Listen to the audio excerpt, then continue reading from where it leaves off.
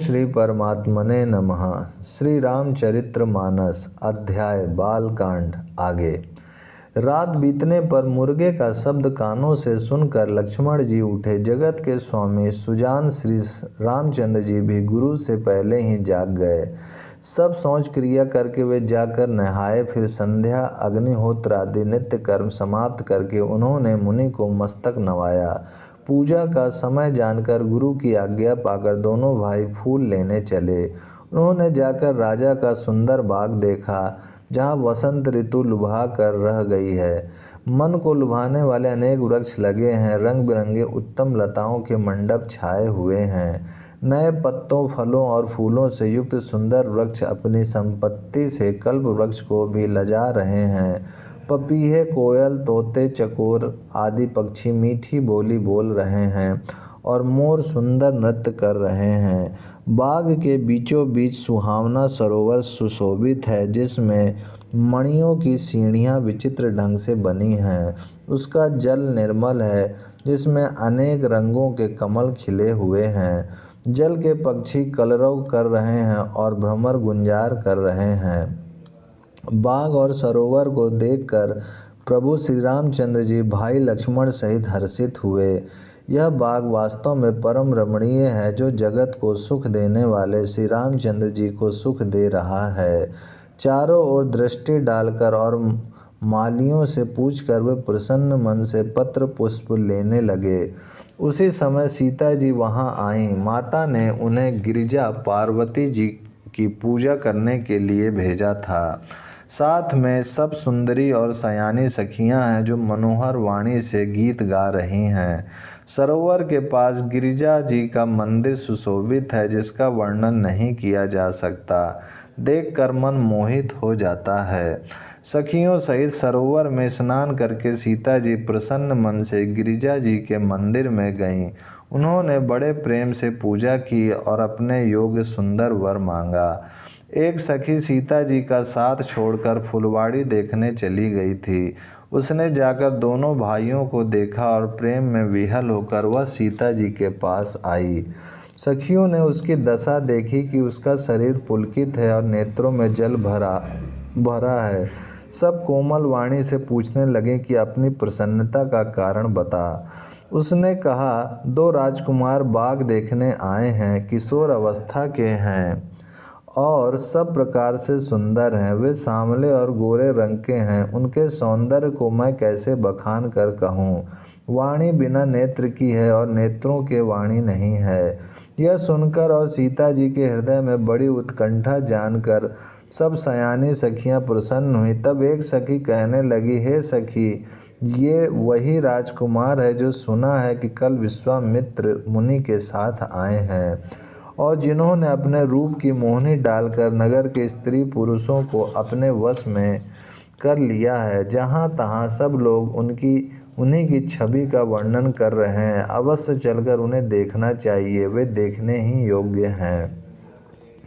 उसके वचन सीता जी को अत्यंत ही प्रिय लगे और दर्शन के लिए उनके नेत्र अकुला उठे।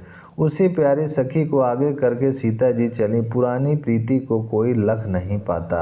नारद जी के वचनों का स्मरण करके सीता जी के मन में पवित्र प्रीति उत्पन्न हुई। वे चकित होकर सब ओर इस तरह देख रही हैं, मानो डरी हुई मृग छौनी इधर उधर देख रही हो। कंकड़, हाथों के कड़े करधनी और पायजेब के शब्द सुनकर श्री रामचंद्र जी हृदय में विचार कर लक्ष्मण से कहते हैं, यह ध्वनि ऐसी आ रही है मानो कामदेव ने विश्व को जीतने का संकल्प करके डंके पर चोट मारी है।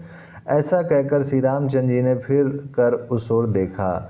श्री सीता जी के मुख रूपी चंद्रमा को निहारने के लिए उनके नेत्र चकोर बन गए। सुंदर नेत्र स्थिर हो गए, टकटकी लग गई, मानो नीमि जनक जी के पूर्वज ने, जिनका सबकी पलकों में निवास माना गया है। लड़की दामाद के मिलन प्रसंग को देखना उचित नहीं, इस भाव से सकुचा कर पलकें छोड़ दी, पलकों में रहना छोड़ दिया, जिससे पलकों का गिरना रुक गया। सीता जी की शोभा देखकर श्री राम जी ने बड़ा सुख पाया। हृदय में वे उसकी सराहना करते हैं किंतु मुख से वचन नहीं निकलते। वह शोभा ऐसी अनुपम है मानो ब्रह्मा ने अपनी सारी निपुणता को मूर्तिमान कर संसार को प्रकट करके दिखा दिया हो। वह सीता जी की शोभा सुंदरता को भी सुंदर करने वाली है। वह ऐसी मालूम होती है मानो सुंदरता रूपी घर में दीपक की लौ जल रही हो। अब तक सुंदरता रूपी भवन में अंधेरा था, वह भवन मानो सीता जी की सुंदरता रूपी दीप शिखा को पाकर जगमगा उठा है, पहले से भी अधिक सुंदर हो गया है। सारी उपमाओं को तो कवियों ने जूठा कर रखा है, पर जनक नंदिनी श्री सीता जी की किससे उपमा दूं। इस प्रकार हृदय में सीता जी की शोभा का वर्णन करके और अपनी दशा को विचार कर प्रभु श्री रामचंद्र जी पवित्र मन से अपने छोटे भाई लक्ष्मण से समय अनुकूल वचन बोले।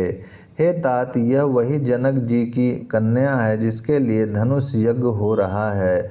सखियां इसे गौरी पूजन के लिए ले आई हैं। यह फुलवाड़ी में प्रकाश करती हुई फिर रही हैं।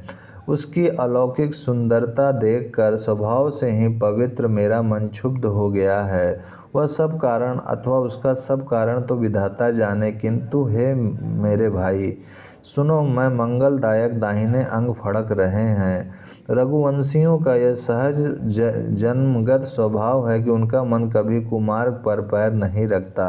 मुझे तो अपने मन का अत्यंत ही विश्वास है कि जिसने जागृत की कौन कहे स्वप्न में भी पराई स्त्री पर दृष्टि नहीं डाली है।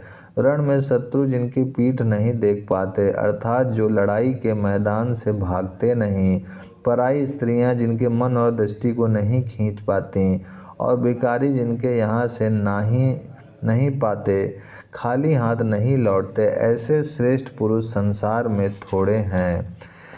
यो श्री रामचंद्र जी छोटे भाई से बातें कर रहे हैं, पर मन सीता जी के रूप में लुभाया हुआ उनके मुख रूपी कमल के छवि रूप मकरंद रस को भंवरे की तरह पी रहा है। सीता जी चकित होकर चारों ओर देख रही हैं। मन इस बात की चिंता कर रहा है कि राजकुमार कहाँ चले गए।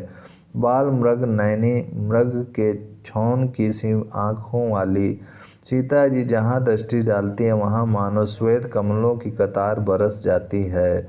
तब सखियों ने लता की ओट में सुंदर श्याम और गौर कुमारों को दिखलाया। उनके रूप को देखकर नेत्र ललचा उठे। वे ऐसे प्रसन्न हुए मानो उन्होंने अपना खजाना पहचान लिया। ओम शांति शांति शांति।